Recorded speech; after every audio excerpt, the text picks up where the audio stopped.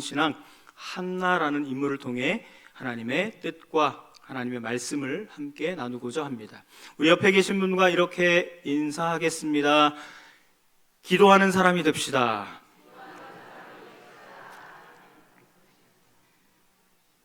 사람들은 종종 이렇게 말하곤 합니다. 기도해도 아무 일도 일어나지 않습니다. 울며 기도한다고 달라지는 게 있을까요? 하나님이 정말 제 기도를 들으시는 건가요? 특별히 오래 기도하는 제목이 있다면 이러한 질문을 우리는 던지곤 합니다. 응답이 없을 때 우리는 지쳐가기 시작하는 거죠. 처음에는 뜨겁게 기도합니다. 열정적으로 기도합니다. 집중해서 기도합니다. 그러나 시간이 지나면 지날수록 기도는 점점 짧아지고 눈물은 점점 마르고 기대감은 점점 작아지게 된다는 것입니다. 이제 그만 포기할까라는 생각을 한다는 거죠. 바로 그런 자리에서 오늘 본문의 한 여인을 우리는 만나게 됩니다. 그녀의 이름은 무엇입니까? 한나입니다. 한나는 겉으로는 평범한 여인 같아 보였지만 그 속에는 깊은 슬픔이 담겨 있었습니다. 이유가 무엇입니까? 그녀에게는 자녀가 없었습니다. 당시 이스라엘 사회에서 자녀가 없다는 것은 단순한 아쉬움이 아니라 큰 수치와 아픔이 되어졌던 것입니다. 게다가 옆에서 한 여인이 끊임없이 그 한나를 괴롭힙니다. 집 안에서도 평안이 없었습니다. 마음에도 쉼이 없었습니다. 남편 엘가나는 그녀를 사랑했지만 그 위로조차 한나의 상처를 다 채우지는 못했습니다. 그녀는 매년 성전에 올라가서 기도했지만 기쁨보다 눈물이 더 많았던 것입니다. 그런데 놀라운 것은 그 한나가 흘린 눈물이 바로 이스라엘의 역사를 바꾸었다는 것입니다. 한 여인의 눈물의 기도가 한 가정만 바꾼 것이 아니라 이스라엘의 역사를 바꾸게 되어집니다. 아들이 태어나게 되고 그 아들을 통해 나라가 새롭게 시작되어지는 것입니다. 오늘 우리는 한나를 통해서 기도가 무엇인지 다시 배우게 될 것입니다. 우리를 깨닫게 하시는 주님의 은혜가 함께 하시기를 주의 이름으로 간절히 축원드립니다. 남편 엘가나라는 사람에게는 두 아내가 있었습니다. 누구와 누구죠? 한나와 브닌나라는 여인입니다. 그런데 브닌나는 자녀가 있었고 한나는 자녀가 없었습니다. 성경은 분명히 말씀합니다. 우리 6절 말씀 1장 6절 말씀을 함께 읽습니다. 시작. 여호와께서 그에게 임신하지 못하게 하심으로 그의 적수인 브닌나가 그를 심히 격분하게 하여 괴롭게 하더라. 아멘. 여러분, 이 말씀을 보시면 한나가 괴로워한 이유가 누구라고 생각하십니까? 브닌나일까요? 그 전에 여호와께서 그에게 임신하지 못하게 하심으로라고 말씀하고 있습니다. 한나가 자녀를 임신하지 못하는 이유가 어디에 있습니까? 여호와 하나님께서 그것을 막으셨다라는 거죠. 어찌 보면 하나님이 한나를 싫어하시는가? 한나가 무슨 큰 죄를 지었기에 하나님께서 한나에게 임신하지 못하게 하셨을까라는 의문을 갖게 되어집니다. 그 의문이 오늘 말씀을 마무리할 때쯤에는 명쾌한 하나님의 뜻과 계획이 있다라는 사실로 다가오는 저와 여러분 되시기를 주의 이름으로 간절히 축원드립니다. 이것은 단순한 우연이 아니다라는 것입니다. 하나님의 어찌 보면 침묵과도 같은 것처럼 보였습니다. 하나님이 임신하지 못하게 하셨고 어떻게 보면 한나와 브닛나의 관계는 어떤 관계입니까? 사이가 좋을 수 있을까요? 없을까요? 사이가 좋을 수 있을까요? 없을까요? 여러분은 경험하지 못한 부분이기 때문에 어떤 사이일지 잘 모르시겠죠, 그죠? 저보고 어쩌라는 겁니까? 대답을 해주셔야죠. 한나가 본처이고 브닛나는 제 입으로 차마 말씀드리기 뭐한 그런 그렇습니다. 관계가 좋을 수가 없습니다. 게다가 그 브닛나는 자녀가 있었고 한나는 자녀가 없는 관계로 브닛나가 성품이 참 된 그런 여인이었다면 한나를 위로하고 이렇게 눈치를 보면서 조심스럽게 행동을 했을 터인데 어떻게 했다라고 기록하고 있습니까? 한나를 심히 격분하게 하였고 괴롭게 하였다라고 말씀하고 있습니다. 무시하고 그 마음 아픈 상처 입은 그 마음을 말과 행동으로 후벼 팠다라는 것입니다. 더 괴롭게 만들어 버렸다라는 거죠.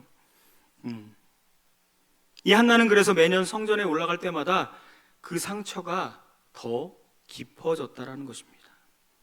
그리고 한나는 성경에 보시면 먹지도 못하고 울기만 했다라고 기록하고 있습니다. 그때 남편 엘가나가 8절에 이렇게 이야기합니다. 우리 함께 읽습니다. 시작. 그의 남편 엘가나가 그에게 이르되 한나여 어찌하여 울며 어찌하여 먹지 아니하며 어찌하여 그대의 마음이 슬프냐 내가 그대에게 10 아들보다 낫지 아니하냐 하니라. 여러분 이 모습을 보시면 남편 엘가나가 아내 한나를 너무나 사랑하고 너무나 아끼는 것 보이시죠? 실제로 그렇게 사랑하고 아꼈다라고 성경은 기록합니다. 그런데 한나를 위로한다라고 말은 하고 있지만 이 정작 한나가 원하는 것이 무엇인지를 엘가나가 알고 있는 걸까요? 모르는 걸까요?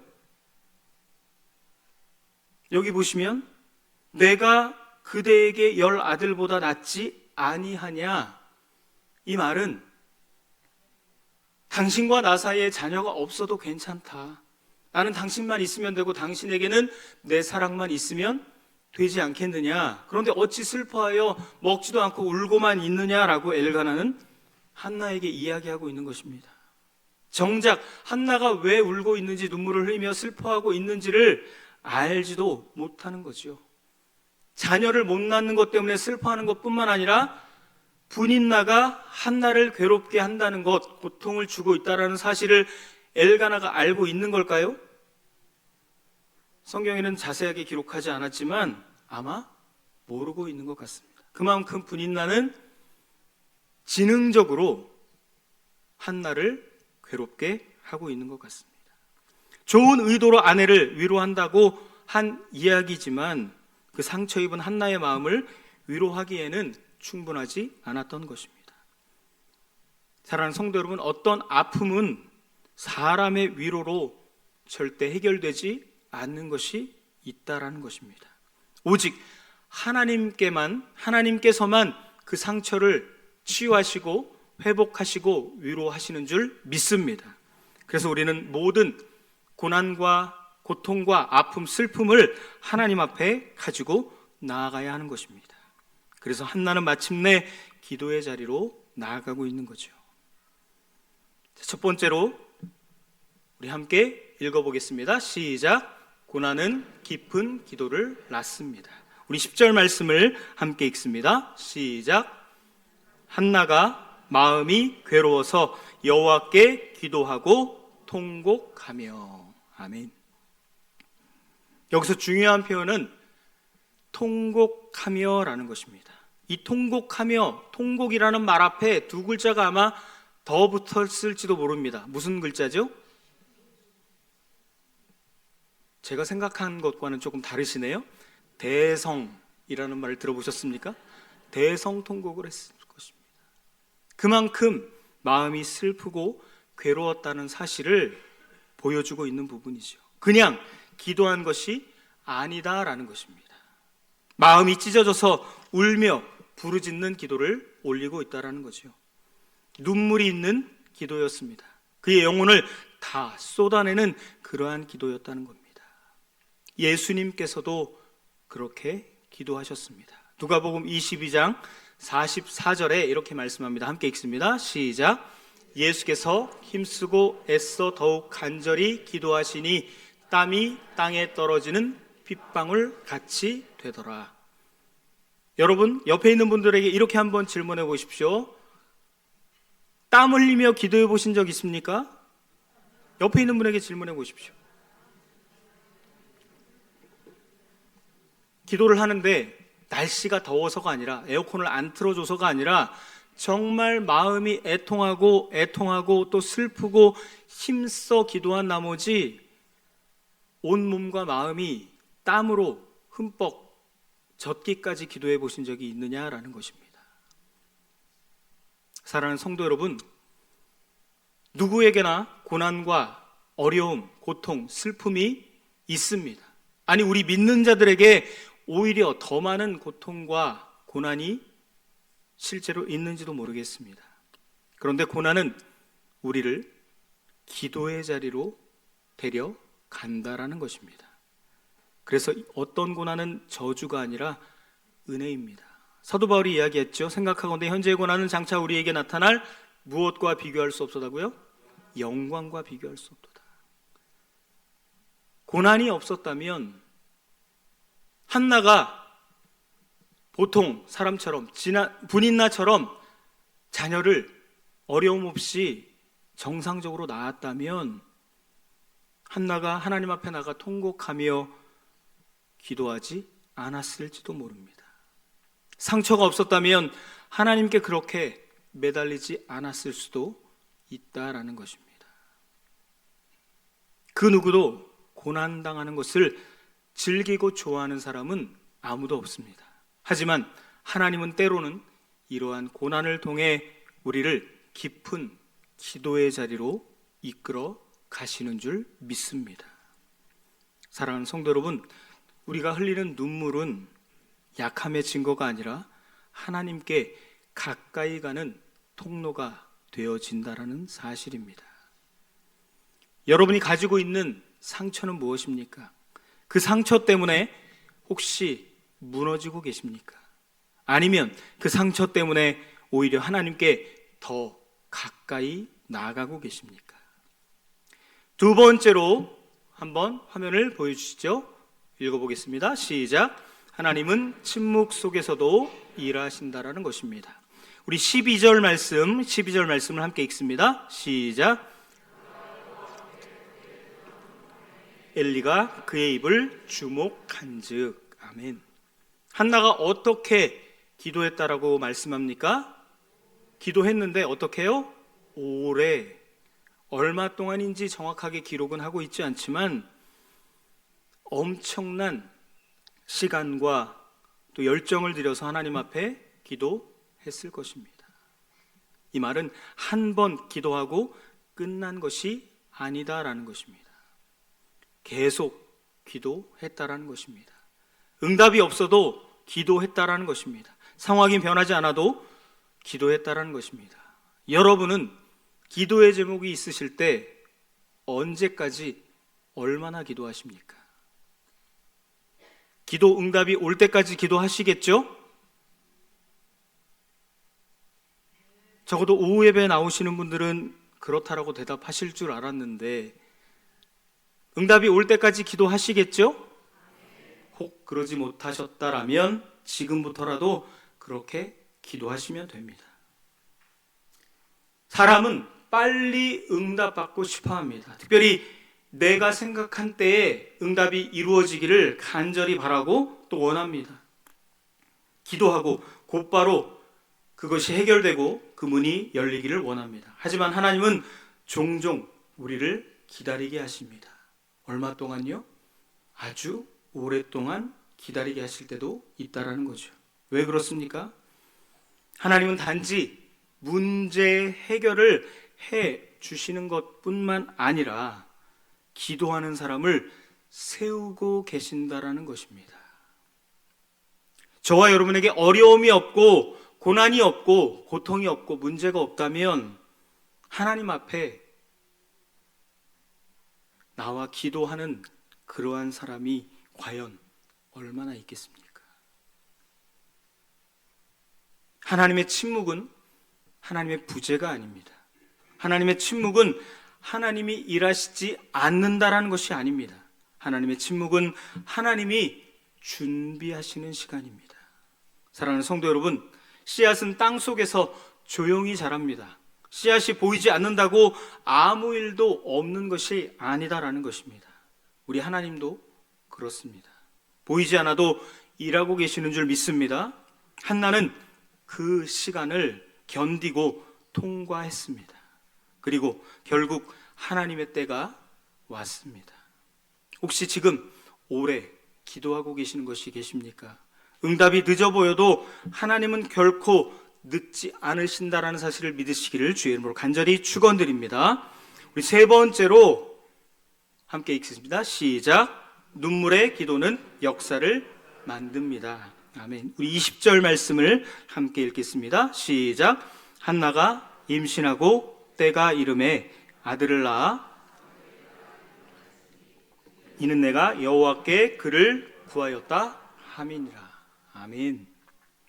오랜 인고의 시간이 지나고 드디어 하나님의 응답이 한나에게 왔습니다. 그런데 중요한 것은 단지 아들을 얻었다라는 것만이 아니다라는 것입니다. 그 얻은 아들이 그렇게 눈물의 기도로 오랫동안 기도해서 응답받은 그 아들이 누구입니까? 사무엘입니다.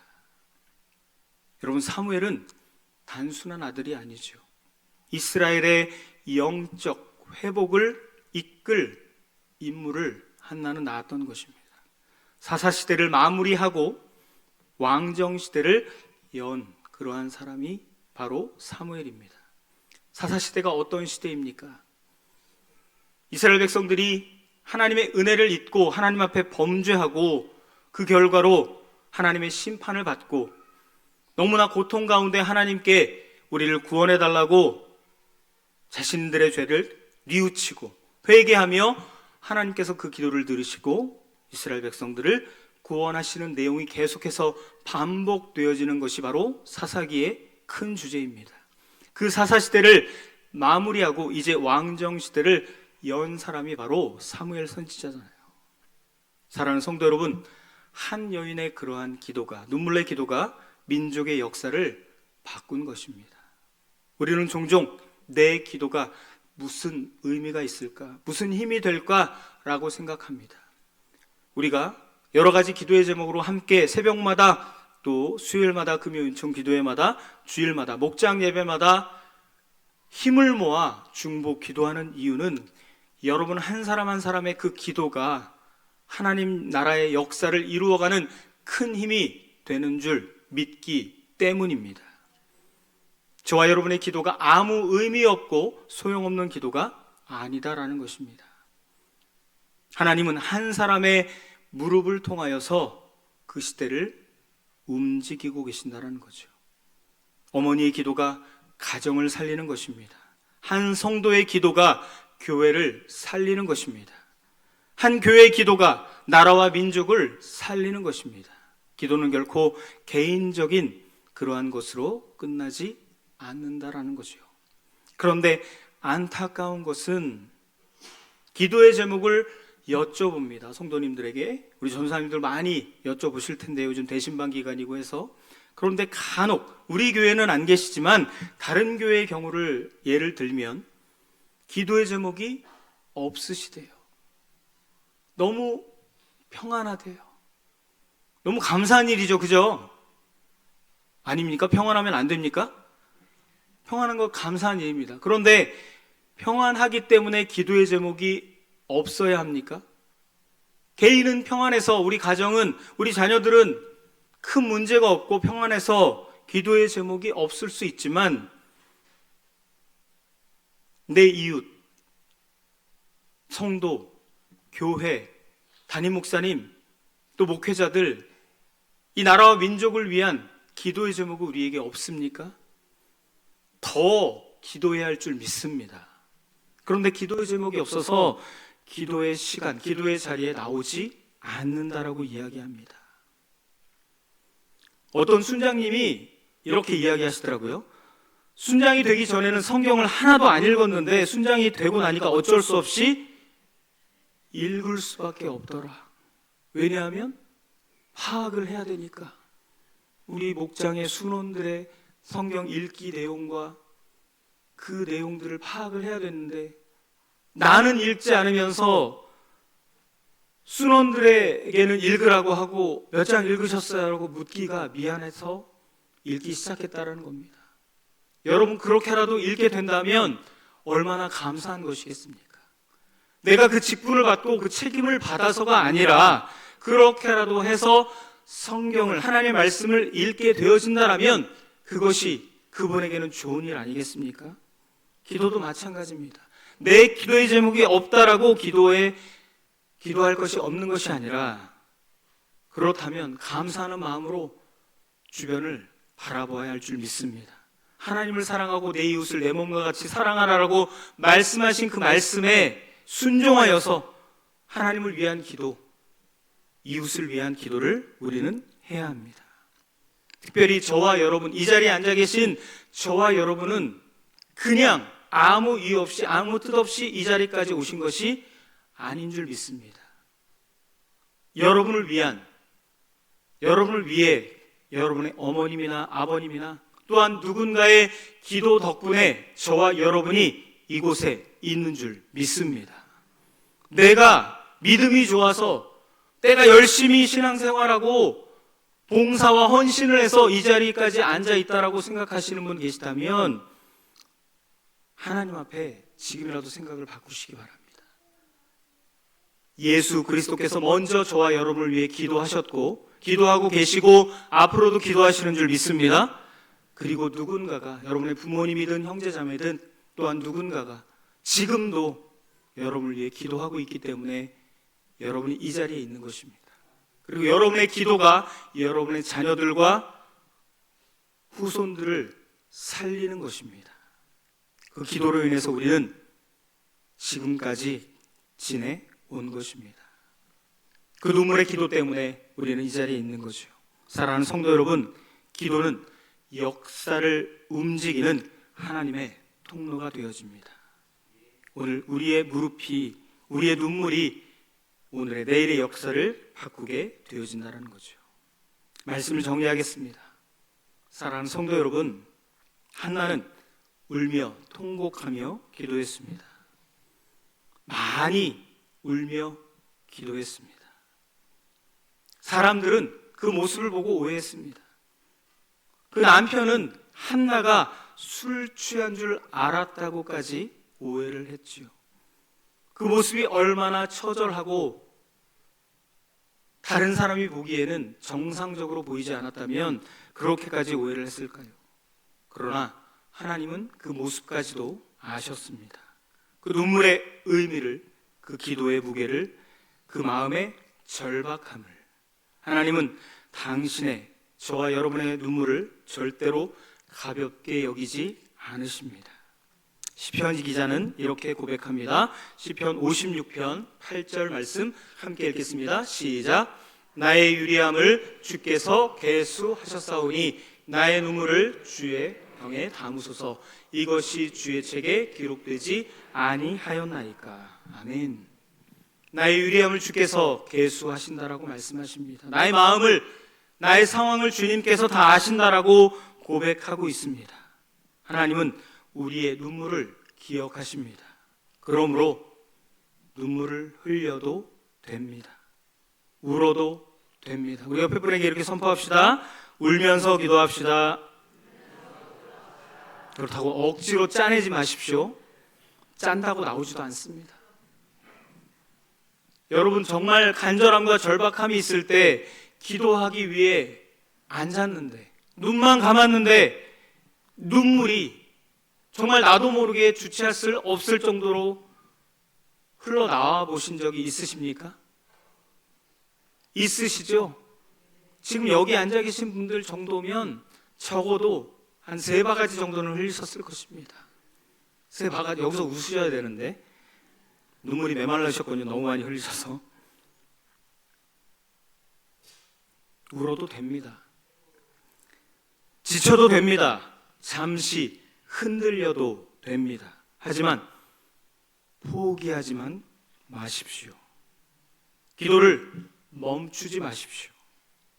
하나님은 눈물의 기도를 통해 역사를 만들어 가십니다.